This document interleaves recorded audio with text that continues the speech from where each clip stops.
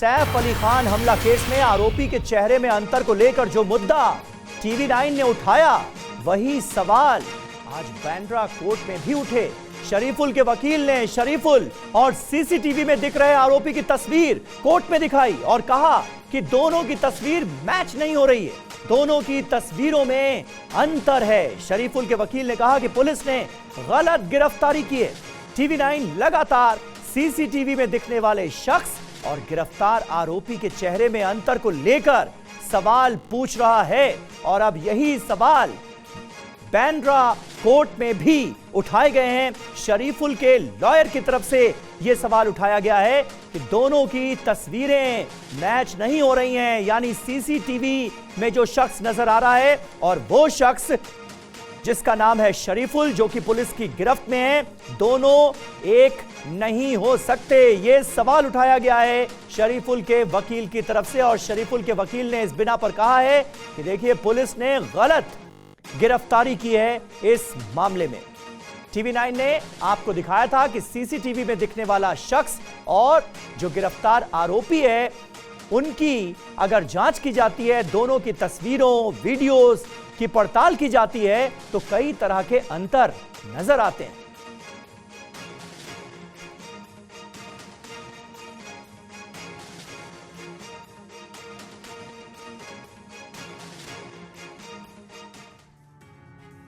और देखिए सैफ अली खान पर हमले के आरोपी शरीफुल की हिरासत बढ़ा दी गई है। आरोपी शरीफुल 29 जनवरी तक पुलिस हिरासत में रहेगा।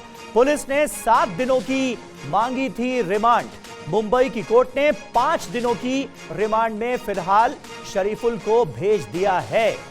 ये वो शख्स, उस आरोपी की तस्वीर हम आपको दिखा रहे हैं जब पुलिस ने इसे कस्टडी में लिया था। इसका नाम शरीफुल बताया गया है और कहा गया है कि यह बांग्लादेशी है। गलत तरीके से, अवैध तरीके से बांग्लादेश से भारत में दाखिल हुआ था ये शख्स।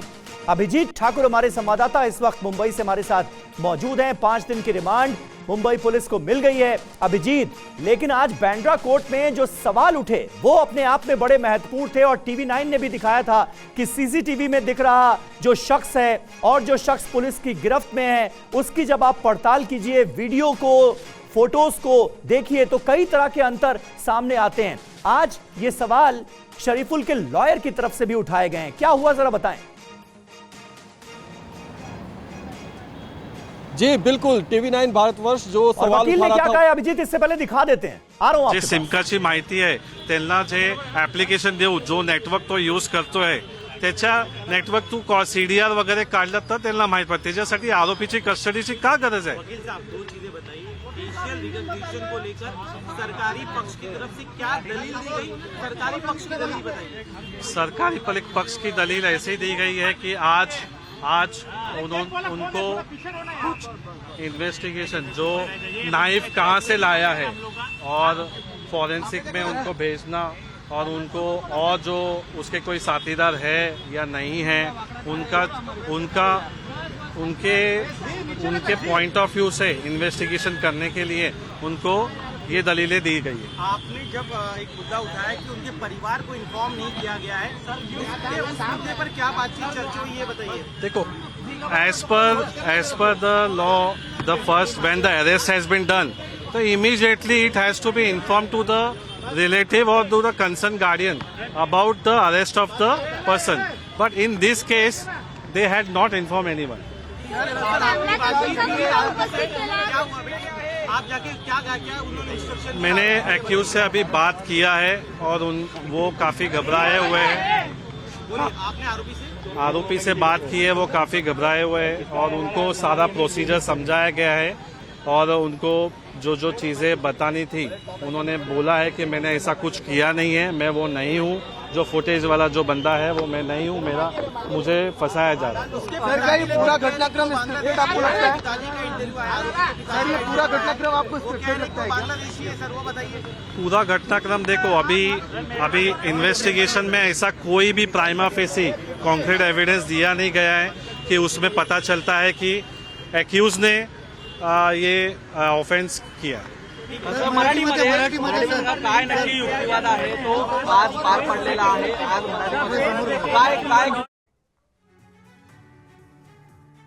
तो देखिए, जो मुद्दा टीवी 9 ने उठाया, आज वही मुद्दा कोर्ट में भी उठा है। शरीफुल के लॉयर की तरफ से ये कहा गया है कि ये वो शख्स है ही नहीं। जेपी, हमारे संवाददाता जयप्रकाश सिंह इस वक्त हमारे साथ मौजूद हैं। जेपी, ये मुद्दा बड़ा होता हुआ नजर आ रहा है। शरीफुल के लॉयर कह रहे हैं कि ये वो शख्स है ही नहीं जो सीसीटीवी फुटेज में नजर आ रहा है। गलत इंसान को, गलत शख्स को मुंबई पुलिस ने गिरफ्तार कर लिया है और उसे हमलावर बताया जा रहा है। जी बिल्कुल समीर, देखिए इस पूरे मामले में जो एडवोकेट हैं, जो डिफेंस के लॉयर हैं दिनेश प्रजापति, वो हमारे साथ यहाँ पर मौजूद हैं और दिनेश प्रजापति से हम इस मामले में बात करते हैं। दिनेश जी, आप बताएं कि कोर्ट के अंदर जो आपने पूरा मामला उठाया था उसमें आप ये क्यों कह रहे हैं कि गलत आरोपी को पकड़ा गया है? अभी वो जो डिफेंस हमको लेना है उसके वो फेस रिकग्नाइजेशन की बात कर रही है पुलिस, तो कहीं तक पुलिस भी नहीं है श्योर कि वही आरोपी है करके। इसके लिए हमने कोर्ट को बताया कि ऐसा हो सकता है कि किसी दूसरे को भी वो किया हुआ। लेकिन आप कैसे ये दावा कर सकते हैं कि दूसरे को किया होगा, क्योंकि फिंगरप्रिंट्स मैच हुए हैं। ये भी बताया जा रहा है कि आरोपी ने खुद आयोग के सामने गुनाह कबूल कर लिया है। नहीं, देखिए पुलिस इन्वेस्टिगेशन में गुनाह कबूल करने में एविडेंस में एडमिशेबल नहीं है और जो पुलिस बोलती है उसके ऊपर हम तो पूरा ट्रस्ट नहीं कर सकते। ऐसा है, हमने डिफेंस अपना रखा है उसके साथ। अच्छा, आप ये बताएं कि कोर्ट के अंदर क्या कोर्ट रूम ड्रामा क्या क्या हुआ, क्या आपने बात रखी, सरकारी वकील ने क्या बात रखी और कोर्ट जज साहब ने क्या कहा? पुलिस ने पहले रिपोर्ट पेश की अपनी और उसमें 7 दिन की पुलिस कस्टडी का रिमांड मांगा, जिसमें जोशी साहब जो सरकारी वकील है हमारे, उन्होंने बताया कि इसमें जो पुलिस कस्टडी है वो बहुत ही ज़रूरी है। और जो रिकवरी का पार्ट है उन्होंने बताया है कि आधी रिकवरी हो चुकी है, उनके शूज़ रिकवर करने बाकी है, उनका जो मोबाइल फ़ोन है, मोबाइल फ़ोन किसके नाम पे है, उसका सिम कार्ड जो है वो सिम कार्ड को डिडक्ट करना बाकी है। और तीसरा, जो उनके बाकी के है एंगल्स, जो बाकी कोई आरोपी हो सकते हैं, वो इन्वेस्टिगेशन करना बहुत ही ज़रूरी है। लेकिन पुलिस का कहना है कि जो सिम कार्ड है वो कोलकाता से खरीदा गया था और जो आरोपी है उसने जीपे पेमेंट किया था वर्ली में। नहीं, ऐसा तो कोई रिमांड रिपोर्ट में यहाँ पे नहीं दिखा रहा है। उन्होंने सिर्फ इतना ही आज सबमिट किया है कि वो सिम कार्ड किसके नाम पे है वो हमको मुंबई पुलिस तो तमाम तरह के कोलैबोरेटिव एविडेंसेस के आधार पर यह दावा कर रही थी कि दोनों शख्स एक ही हैं, सीसीटीवी फुटेज वाला और जो उनकी गिरफ्त में है। अब कहां गए वो एविडेंस? आज कोर्ट में रखे नहीं गए। जी बिल्कुल, मुंबई पुलिस तो दावा कर रही है कि कोलैबोरेटरी एविडेंस हमारे पास है, तमाम जो लिंक्स हैं, रिवर्स हमने इसका क्राइम सीन क्रिएट किया है, ये तमाम दावे मुंबई पुलिस ने अंदर रखे। रिमांड में क्या कहा? नहीं, ये तो पार्ट ऑफ उनका इन्वेस्टिगेशन है। उन्होंने जो उनका इन्वेस्टिगेशन का भाग है वो तो वो कोर्ट के सामने उन्होंने रखा है और बाकी का भी इन्वेस्टिगेशन उनको करना है।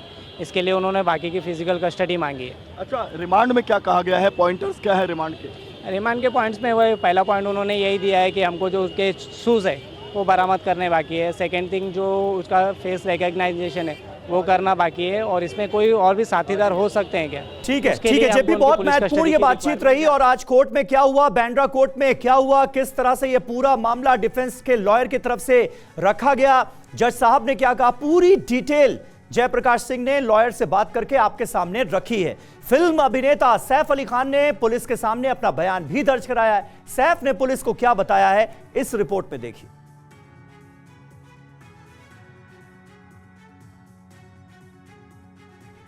देखिए, सैफ अली खान का बयान भी बड़ा महत्वपूर्ण था और सैफ अली खान से जो सवालात पूछे गए हैं, जो क्वेश्चंस उनके सामने रखे गए हैं, उनकी फहरिस्त भी टीवी 9 भारतवर्ष के पास मौजूद है। और उसमें एक सवाल ये भी था कि क्या जो हमलावर था वो वही शख्स है जो हमारी गिरफ्त में है? यानी मुंबई पुलिस ये भी सैफ अली खान से पूछने की कोशिश करेगी। सैफ ने क्या कहा है ये हम आपको अपडेट देंगे जैसे ही इस पर कोई अपडेट आती है। कोर्ट ने सैफ हमले के आरोपी शरीफुल की रिमांड 29 जनवरी तक बढ़ा दी है। शरीफुल के बारे में पुलिस के पास क्या क्या सबूत हैं, इस रिपोर्ट में देखिए। फिल्म अभिनेता सैफ अली खान पर हमले मामले के आरोपी शरीफुल से पूछताछ जारी है। पुलिस को कई सबूत मिले हैं। पुलिस के पास उसके बांग्लादेशी होने के सबूत हैं। सैफ के घर में घुसने के भी सबूत हैं। हमला करने के बाद वो कहां गया और कहां छुपा था, इसके भी सबूत हैं। पुलिस सभी कड़ी को जोड़ने में लगी है। जांच अधिकारी ये पता लगाने में जुटे हैं कि आरोपी शरीफुल इस्लाम शहजाद को सैफ के घर के अंदर का मैप किसने बताया। ये जानने की कोशिश कर रही है कि क्या आरोपी पहले भी सैफ के घर के अंदर आ चुका था, क्या किसी इनसाइडर ने आरोपी को सैफ के घर के बारे में पूरी जानकारी दी। पुलिस ये जानने की कोशिश कर रही है कि आरोपी कैसे डक के सीढ़ियों का इस्तेमाल कर पहले 10वीं मंजिल तक पहुंचा और उसके बाद 11वें फ्लोर पर पाइपलाइन के जरिए पहुंचा। पुलिस को शक है कि कोई है जिसने आरोपी को गाइड किया होगा।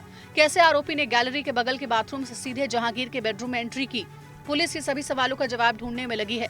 फिलहाल पुलिस ये जानने में जुटी है कि इस पूरे षड्यंत्र में आरोपी शरीफुल के अलावा और कौन कौन है।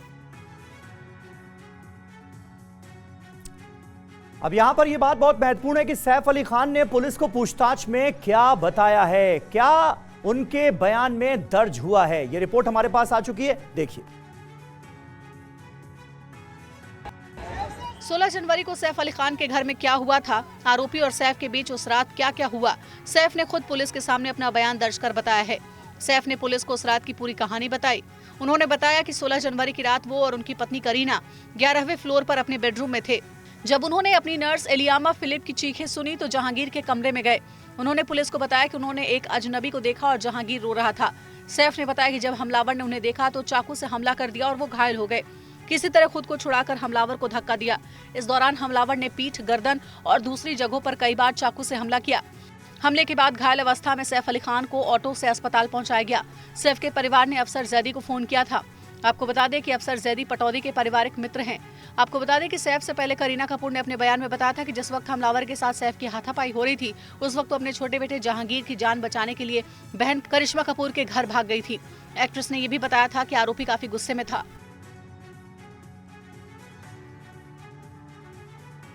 और सैफ अली खान की मेडिकल रिपोर्ट से एक नया खुलासा हुआ है। इस रिपोर्ट में क्या क्या है, आइए देखते हैं।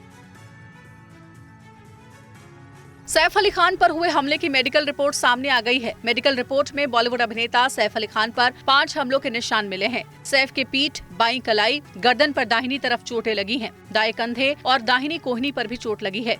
लीलावती अस्पताल से जारी एडमिशन रिपोर्ट में अस्पताल में भर्ती की टाइमिंग को लेकर भी सवाल उठ रहे हैं।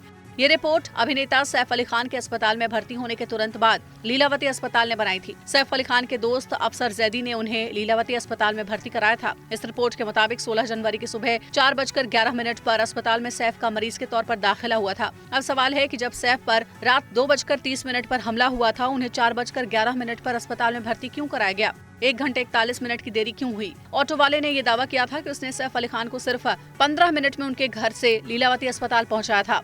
ऐसे में बड़ा सवाल यह है कि सैफ अली खान खून से लथपथ थे और उन्हें गंभीर चोटें आई थी। बावजूद इसके अस्पताल में भर्ती कराने में करीब 1.5 घंटे की देरी क्यों हुई?